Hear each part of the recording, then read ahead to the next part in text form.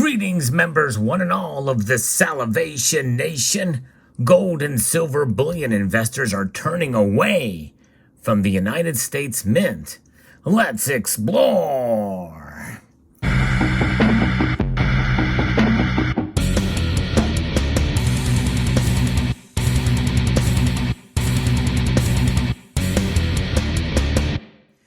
And what appears to be a growing trend, more and more folks are getting fed up for many different reasons about what's going on at the United States Mint. And we'll talk a little bit about this in this video as I reference an article here from Kitco News that talks about this. And I can tell you some of the reasons why I am a little fed up.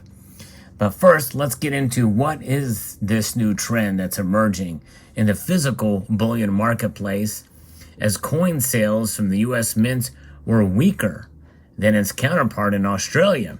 So we're talking about the Perth Mint as opposed to the United States Mint now, but I think you're going to see more of these numbers begin to emerge as well from other mints too. But there's a reason why the Perth Mint is being noted here we'll talk about that here in a moment.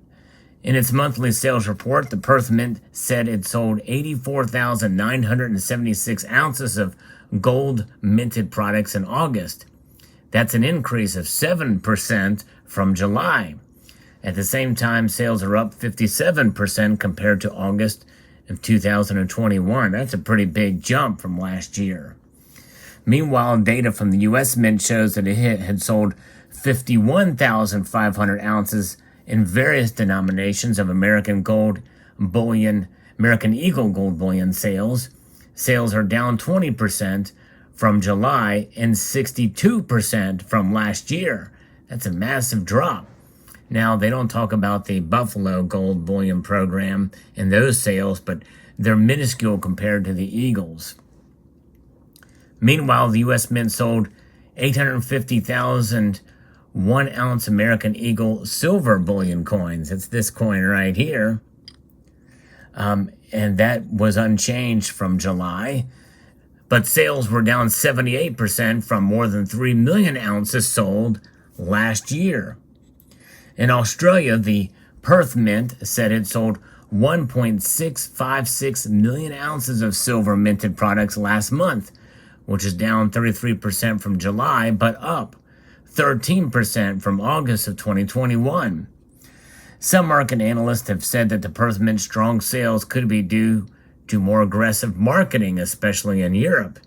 And that very well could be the case. The United States Mint does Facebook advertising and communicates probably more through Facebook than it does from their official website and other means too. The United States Mint did run TV ads for a while and web ads and video ads and the like, but we really haven't seen that much in the last couple of years, really since the pandemic.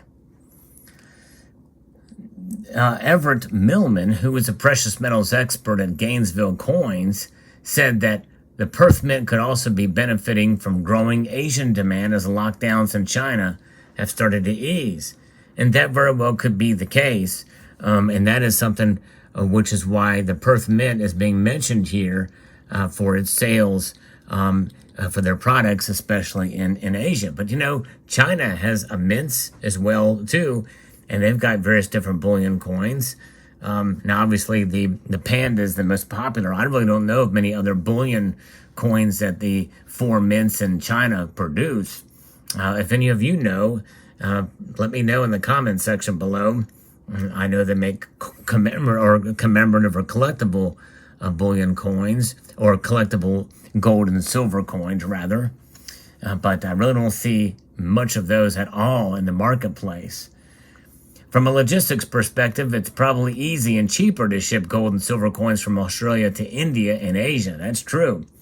Millman said another factor that could be disrupting U.S. Mint sales is the premiums for those coins are higher than other bullion like kangaroos from the Perth Mint or Austria's Vienna Philharmonic's gold coins. So that is just it. That's another mint that's in there, and that's the Austria Mint. Consumers are becoming a little more cost conscious, and they're turning to other coins with lower premiums. Premiums for U.S. Mint products, especially American Eagle silver coins, have even attracted the ire of Congress. Last month, Representative Alex Mooney sent a letter to U.S. Treasury Secretary Janet Yellen, and I posted a video about that, calling her and U.S. Mint Director Ventris Gibson out for production issues for American Eagle silver coins. and it was a good thing he did, too. And that's just it. The production has been not nearly as much as the demand, and they're supposed to meet the demand. Mooney noted that the U.S. Mint has only made 11.6 million ounces of silver bullion coins available to the public through July of 2022. The U.S. Mint only has to make one silver bullion coin mandated by law, and that is this coin right here, the American Silver Eagle. There is no other option. There is no 5-ounce ATB coin, so they can go full bore with their bullion production with only one planchet, and that is the 40.6 millimeter planchet, which is the blank from which this design is stamped or minted, pressed. Mooney noted that the U.S. Mint has made that 11.6 million ounces. Barely half of what has been supplied through the first 7 months or prior years when demand has been similarly as strong. This shortage in U.S. Mint production has apparently led to extremely high market-based premiums on Silver Eagles. And by the way, the U.S. Mint itself has increased premiums on Silver Eagles they provide to the APs, the authorized purchasers. I believe it's $3 and some odd cents now, if I'm not mistaken. If somebody knows, let me know in the comment section below exactly what it is, but I think it's somewhere around that figure. And so even as comparable items produced by other sovereign mints, private mints will not beset such shortages or historically high premiums. And this is what he wrote in the letter. The high cost resulting from the U.S. Mint production shortage directly harm U.S. citizens wishing to avail themselves of U.S. legal tender means of protecting their financial security from the effects of inflation. Millman also noted that market factors and promoting investors to avoid gold and silver and prompting investors to avoid gold and silver bullion. He added that gold prices have struggled as the Federal Reserve aggressively tightens its monetary policy. Rising interest rates have pushed the U.S. dollar to its highest level in 20 years and bond yields above 3%. Two significant headwinds for precious metals. And that is true.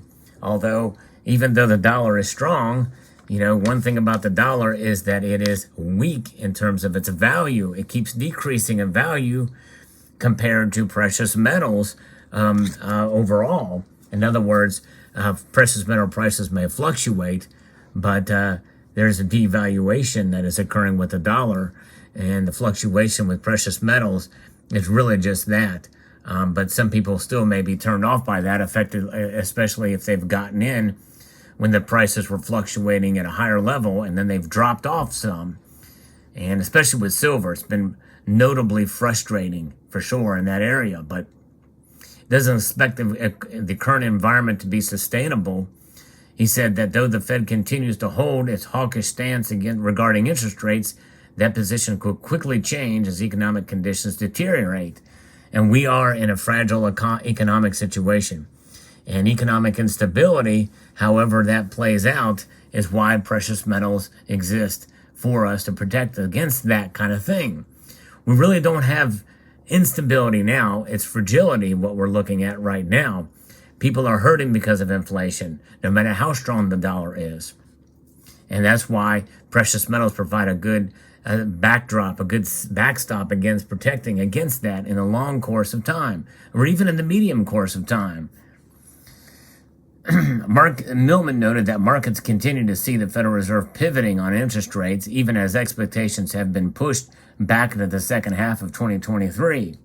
Analysts have noted that gold and silver bullion should pick up as recession fears continue to grow. If you are looking for a safe haven asset, there are not a lot of choices out there. Every other currency has been battered by the U.S. dollar, so gold remains an attractive monetary metal. Philip Stribel, chief market strategist of Blue Line Futures, said that he expects bullion demand to pick up as investors start to realize the value in the marketplace. But where will they go? Will they go to the U.S. Mint? or would they go to another sovereign mint, which is highly respected and highly liquid, such as the Perth Mint, such as the Royal Canadian Mint, and others? Even the Royal Canadian Mint's premiums have gone up fairly dramatically in recent times. But gold eagles and silver eagles, well, that brings me to one of the reasons why I think others are turning towards these other mints, and that is, look at the quality of this coin. It's not bad for this American Eagle, but it's just it's rather plain in terms of the quality of the strike. It's a bullion product, but the Silver Eagle has a bit to be desired. Now, these are what I'm showing you right now. These are the bullion, the collector versions. These are the burnished. So they're meant to be better examples. I actually got these out because they were in capsules, but nonetheless, the actual bullion versions of these are not as good a quality. And so with that being said, if they're not as good a quality compared to even these collector versions, pale in comparison to the bullion version of the Perth Mint. Absolutely amazing quality, and if you're going to be getting an amazing quality look in a coin, made of gold or silver, you're going to get something like that looks nice in both of these metals and not so prone to spotting. They're struck completely on center. There's no finning that's going on with these products. They're just remarkably done, amazingly struck in all manner of form. And this is why people are gravitating more towards these products. If you can get a nicer looking product for a cheaper price, why not go for it? And I think that's part of the attraction that really was not mentioned in the article, but that's my feelings on it anyway. And I think that's one of the reasons why investors, if you want to call them that, are moving more towards the spectrum of these other mints, especially the Perth Mint. The Perth Mint is hands down the most consistent in quality, craftsmanship, and where literally their bullion coins look like collector coins. They look like reverse proof United States Mint products. And this is a collector version. Again, look at that collector version compared to the Perth Mint. To me, it's no comparison. No comparison at all. Let me know what your thoughts are in the comment section below. I'd like to extend a multitude of gratitude to you all for taking the time to watch, and to encourage you to please rate, share, comment, and subscribe.